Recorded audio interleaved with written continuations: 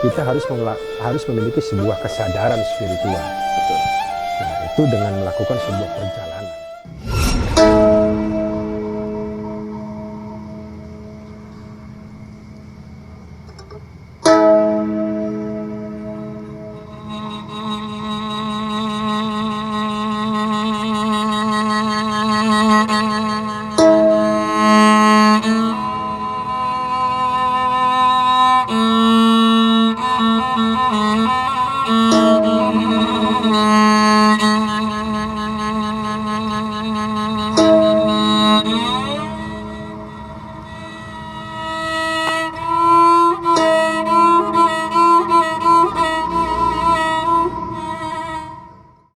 Assalamualaikum warahmatullahi wabarakatuh. Waalaikumsalam warahmatullahi wabarakatuh. Alhamdulillahirabbil alamin. Atas izin Allah Subhanahu wa taala, di malam hari ini hari Sabtu malam Minggu tanggal 13 November 2021, Angbai bersama teman-teman FSSN, ada juga di sini hadir Ketua FSSN Kap Kelit Prakarya. Alhamdulillah, acara rutinan yang dimana zikir tadabbur alam yang diselenggarakan oleh FSSN, member-member FSSN semuanya, dan di sini pun luar biasa. Kap juga selalu hadir untuk setiap minggu melakukan zikir kita. Gimana kabarnya Kap? Sehat Kap? Alhamdulillah, alhamdulillah. Sahabat semuanya, Mas Urip, apa kabar? Ini beliau humas FSSN nih. Terus ada juga di sini ya teman seperjalanan saya, Angdan. Sehat Angdan? Alhamdulillah. Sebelah juga gimana? Baik. Ada wajah juga, ada Ki Cahyo luar biasa malam ini. Oke, sebelum kita lanjut sahabat Angbai di tema malam hari ini, temanya tentang mensinergikan spiritual dan logika atau rasionalitas. Tapi sebelum itu izin Kap, para sahabat Angbai semuanya dan para sahabat FSSN, makam kita seperti biasa, pesan Angbai jangan sampai kita tinggalkan sholat, selalu perbanyak zikir dan sholawat. Yuk kita sholawatan. Bismillahirrahmanirrahim. Allahumma sholli ala sayyidina Muhammad wa asghili dhalimin bidzalimin. Allahumma sholli ala sayyidina Muhammad wa asghili dhalimin bidzalimin wa akhrijna min bainihim salimin wa ala alihi wa sahbihi ajma'in. Alhamdulillahirabbil alamin. Alhamdulillah, sambil menunggu sahabat FSSN yang lain kita mengadakan betul jamaah yang lain kita dan podcast dulu lah. Kebetulan di sini kan Kap setiap malam minggu itu selalu hadir memimpin langsung untuk zikir tadabbur alam yang dimana FSSN selalu menyelenggarakan setiap malam minggu. Kap, ini sambil menunggu jamaah yang lain yang hadir Kap, izinkan Angbai ini melakukan podcast beberapa pertanyaan lah tentang tema di malam hari ini, mensinergikan spiritual dan logika atau rasionalitas. Pertanyaan pertama dari Angbai, Kap, bagaimana penjabarannya tentang mensinergikan spiritual dan logika? Monggo Kap. Terima kasih Angbai, Angdan. Malam ini saya diajak sebagai salah satu narasumber. Ya, Kap. Temanya cukup menarik ini. Mensinergikan spiritualitas dan logika. Betul. Ini sesuatu kalau dilihat dari kacamata sempit, itu sesuatu yang bertentangan tuh. Jadi spiritual lebih kepada ruhani ya, spirit, abstrak. Sesuatu berkaitan dengan rohani. Betul. Spiritual itu. Sedangkan logika itu lebih kepada akal pikiran. Sebenarnya kalau kita mau mengkaji lebih luas, ini harus ada saling berkaitan. Karena semua itu sebagai fitrah manusia. Spiritual itu, rohani itu fitrah manusia. Akal pun juga fitrah manusia. Betul. Tapi bagaimana kita memahami lebih dalam. Nah, kaitannya bagaimana mensinergikan spiritual dan akal. Iya, bahwa sebenarnya spiritual itu berkaitan dengan rasa ya. Betul. Ya tentu untuk memahami tentang spiritual kita harus memiliki sebuah kesadaran spiritual. Betul. Nah itu dengan melakukan sebuah perjalanan. Betul. Perjalanan rohani, perjalanan spiritual berkaitan dengan kolbu kita, hati kita, rasa. Nah akal itu berkaitan dengan daya nalar, logika, rasional. Nah kalau orang tidak memahami spiritual yang benar atau memang tidak punya pembimbing spiritual yang benar, akhirnya apa yang disampaikan tentang spiritualitas dengan logika tidak nyambung. Tidak nyambung, betul. Padahal sebenarnya harus sinergi. Ya, betul. Kuncinya apa? Ada dua. Iya, Kak. Jadi perjalanan spiritual itu ada yang input, konsumsi pribadi, sebuah pengalaman ruhani. Itu sebenarnya tidak untuk konsumsi publik. Betul. Nah, itu adalah sebuah perjalanan kita. Perjalanan rohani, kita mendapatkan petunjuk dari mimpi, kita mendapatkan pengalaman spiritual yang mungkin kalau disampaikan kepada halayak umum, itu tidak akan masuk logika. Akal. Nggak nyambung lah mungkin ya. Nah, itu sebenarnya itu prinsip yang dasar. Yang keduanya output. Jadi apa-apa yang mendapat pengalaman ruhani itu, si pejalan itu melakukan sebuah perenungan sehingga mengambil intisarinya.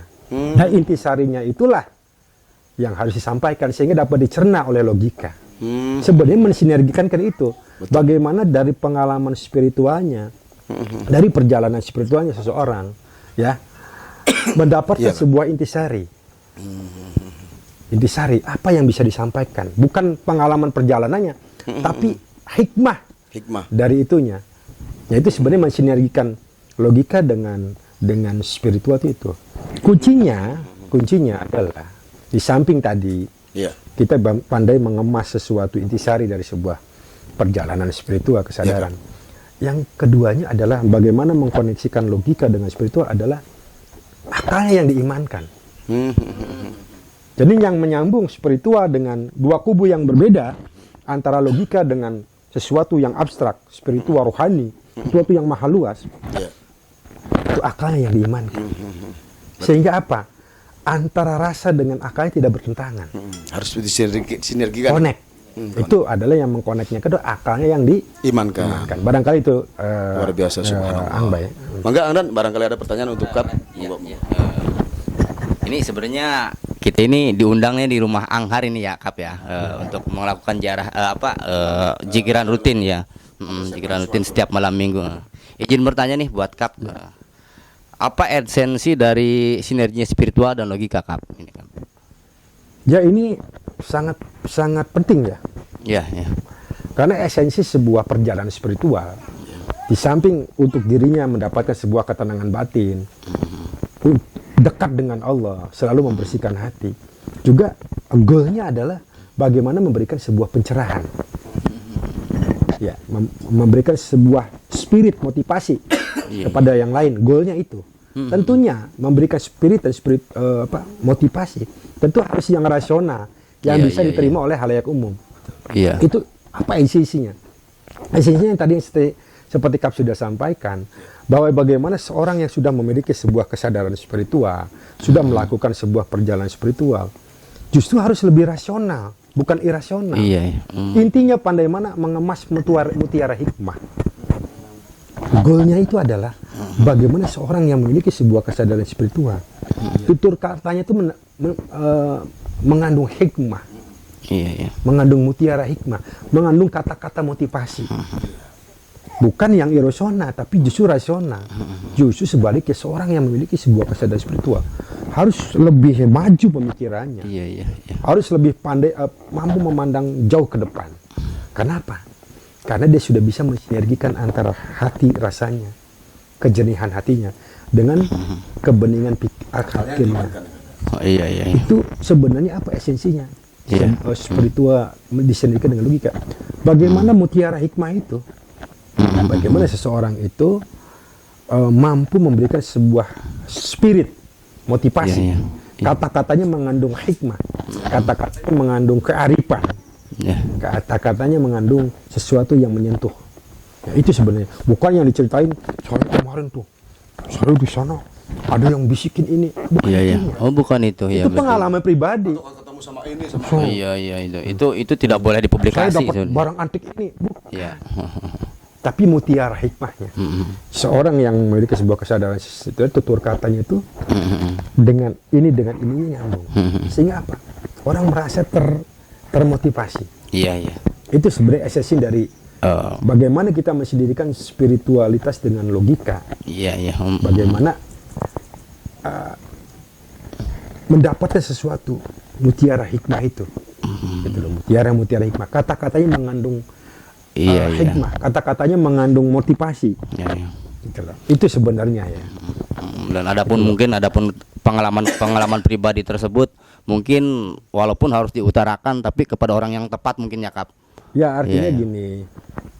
Ya orang sampai kepada makom itu. Iya. Tentu dasarnya orang harus memiliki sebuah kesadaran spiritual. Iya. Setelah memiliki sebuah kesadaran spiritual, dia akan menggali perjalanan spiritual.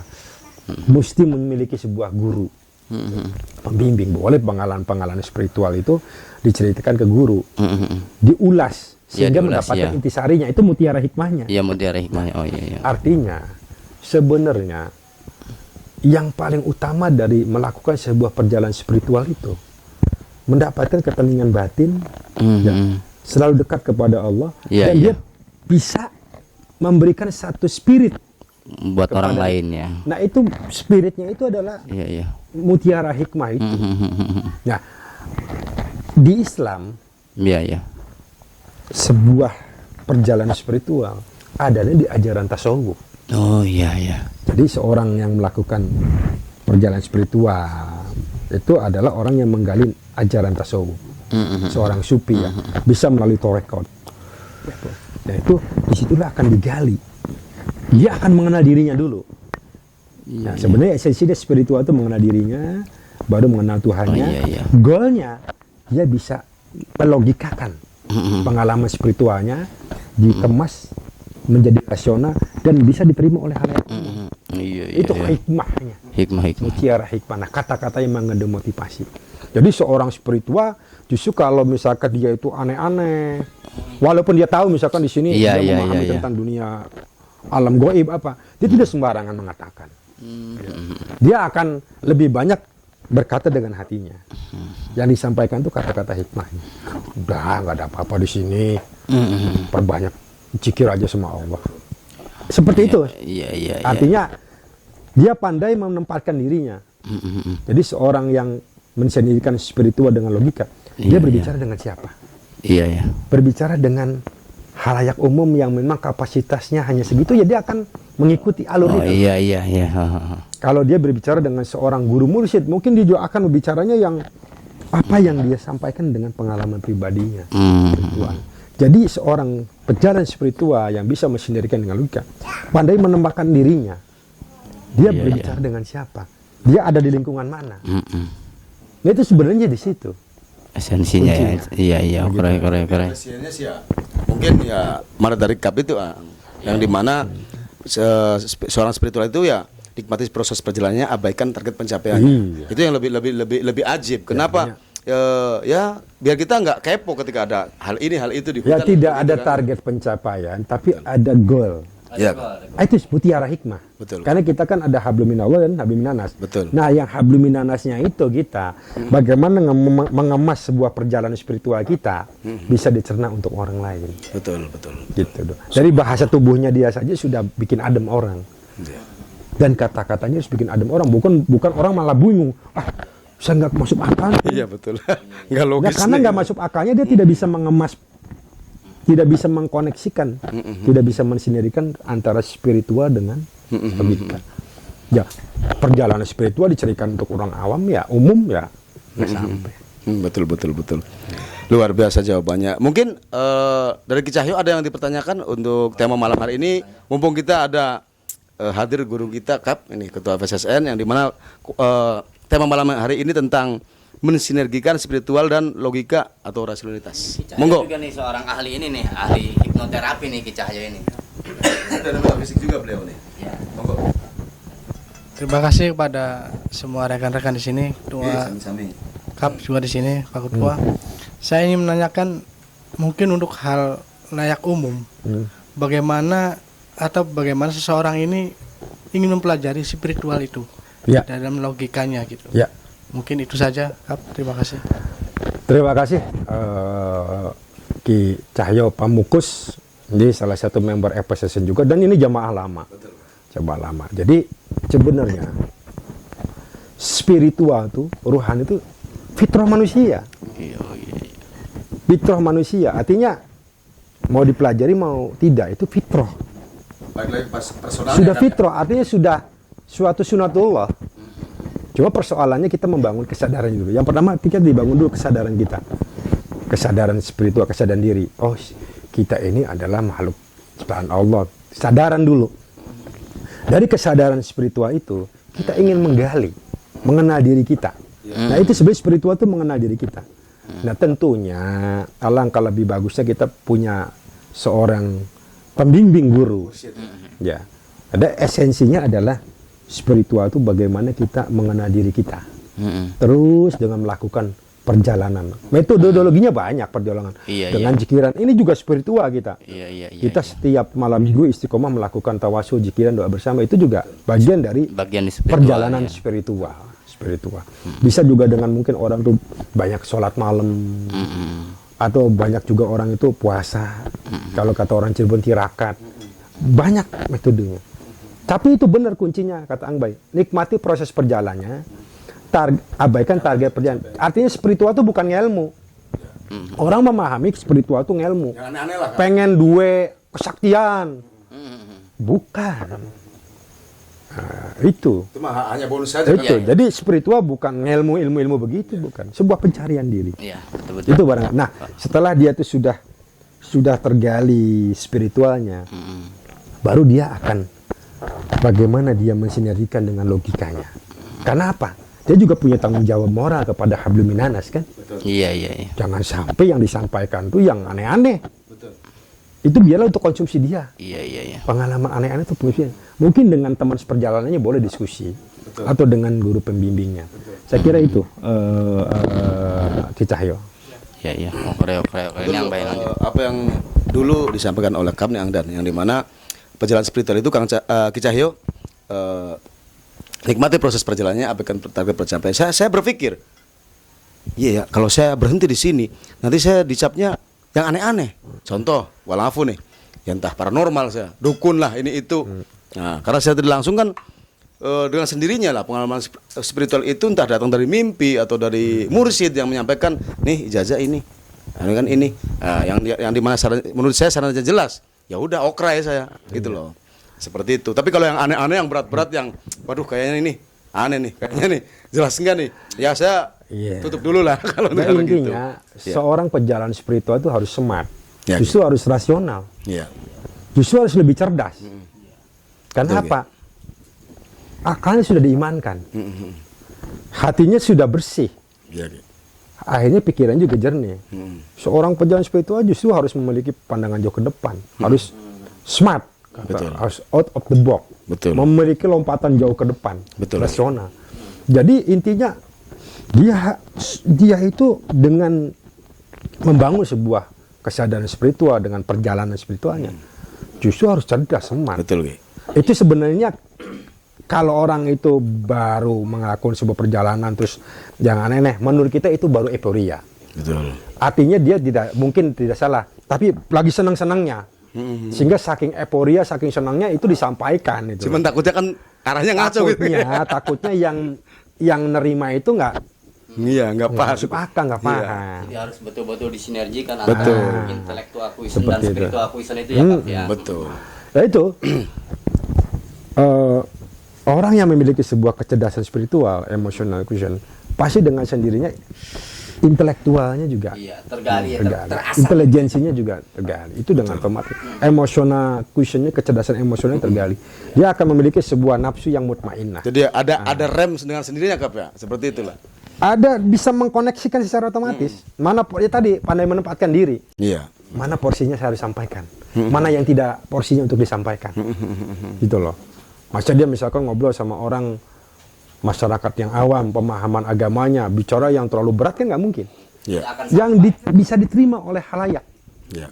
Di mana dia di mana dia berdiri, di mana dia ada. Dia pandai menempatkan dirinya, dia pandai mengemas sesuatu sehingga menjadi logis. Iya, masuk betul. akal, bisa diterima. Ya, logis, betul. Seperti itu. Ya, seperti halnya kemarin Ki Cahyo yang dimana Ki Cahyo kemarin itu ikut belusukan kan sebagai bintang tamu di acara CPSA. Yang dimana Ki Cahyo ini kan dan beliau ini ahli hipnoterapi dan ahli tentang supranatural juga, metafisik lah, gitu loh. Ya mungkin dari kacamata Ki Cahyo lah, melihatnya macam-macam lah. Ya mungkin makhluk 2 dimensi lah seperti itu. Tapi ya namanya di hutan ya bukan kita artinya mengabaikan atau menyombongkan ujub lah, kita bukan Ki Cahyo. Artinya memang hal kayak gitu Allah menciptakan kan selain manusia. Jadi ya yang penting pakem kata kap gitu loh bahwasanya adanya yang dimana kita uluk salam dulu, tawasulan dulu, ya alhamdulillah gitu, nggak terjadi apa-apa. Kalau dilogikakan itu nggak usah ngebahas hal gaibnya lah. Logikanya kan di daerah Gunung Ciremai itu yang kawasan kita kemarin Ki Jaga Raksa itu, di mana itu di situ terkenalnya ulah gibuk, yaitu bisanya mematikan ya Kap ya, seperti itu kan. Belum lagi kan macan kumbangnya terkenalnya. Cuman ya alhamdulillah atas izin Allah kita minta sama Allah gitu. Alhamdulillah aman-aman saja. Karena ini ya, ada pertanyaan dari teman-teman Angbai juga Kap. Kok berani banget? Ya bukan masalah berani atau tidak. Gitu kan. Konten ya. Iya betul. Namanya konten itu judulnya jejak pejalan. Betul Kap. Yang dijual itu perjalanannya. Betul Kap. Ya fenomena-fenomenanya yaitu salah satu bagian dari perjalanannya. Betul. Nikmati Tetapi tetap esensinya itu di situ juga menyampaikan sebuah pesan moral. Ada mutiara hikmah menggali sejarah apa. Betul. Tetap esensinya sebuah. Betul. Bagaimana tetap intinya adalah bagaimana kita berupaya untuk mensinergikan spiritual, rohani kita dengan logika rasional. Itu loh. Tapi kalau kita misalkan tafakur, menyerahkan diri kepada Allah, ya sudah, serahkan diri, bukan pakai ini. Yeah. Tapi kita dalam hablum minanas harus pakai ini supaya bisa diterima. Yeah, itu sebenarnya itu. Ya itu loh. Yeah, betul. Artinya ya seorang yang memiliki sebuah kesadaran spiritual kembali lagi harus dia pandai menempatkan dirinya di mana dia berada. Jadi banyak pelajaran juga di jejak perjalanan spiritual Angbai itu perjalanannya. Betul Kak. Bagaimana perjalanannya orang, oh iya, bahwa ternyata di situ juga mengajarkan tentang sinergi dengan alam. Betul. Sinergi bahwa alam itu mesti dijaga, tadabbur, kita zikir dengan alam. Karena hakikatnya alam juga berzikir. Betul. Terus di situ ada sejarah-sejarah menggali supaya kita juga menghormati jasa-jasa pendahulu. Betul. Itu juga sebuah kesadaran spiritual. Betul. Itu loh. Oke. Matur suwun sangat nih Kap untuk malam hari ini dan para sahabat FSN semuanya. Mungkin kita selesai acara podcast ini kita lanjut dikir tadabbur alam ya. Betul. Oke. Ki Cahyo, oke, sahabat Angbai rahmati Allah. Mungkin podcast malam hari ini tentang tentang mensinergikan spiritual dan logika rasionalitas. Mungkin sampai sini dulu. Insya Allah kita akan hadir lagi dengan tema-tema yang lebih ajib lah, lebih menarik lah.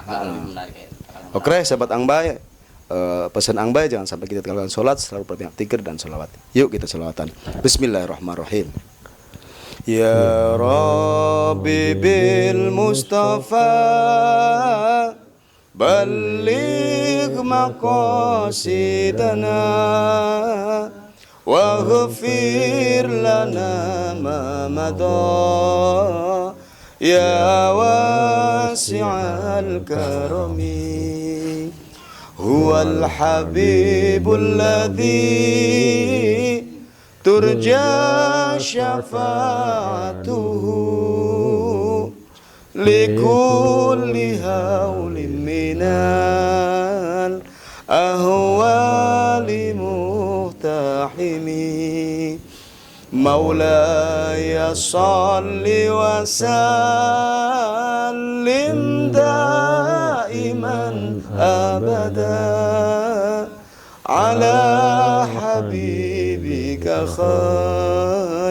ril khalqi kullihim ya arhamar rahimin ya arhamar rahimin ya arhamar rahimin farrij 'alal muslimin. Alhamdulillah. Wassalamualaikum warahmatullahi wabarakatuh. Waalaikumsalam warahmatullahi wabarakatuh.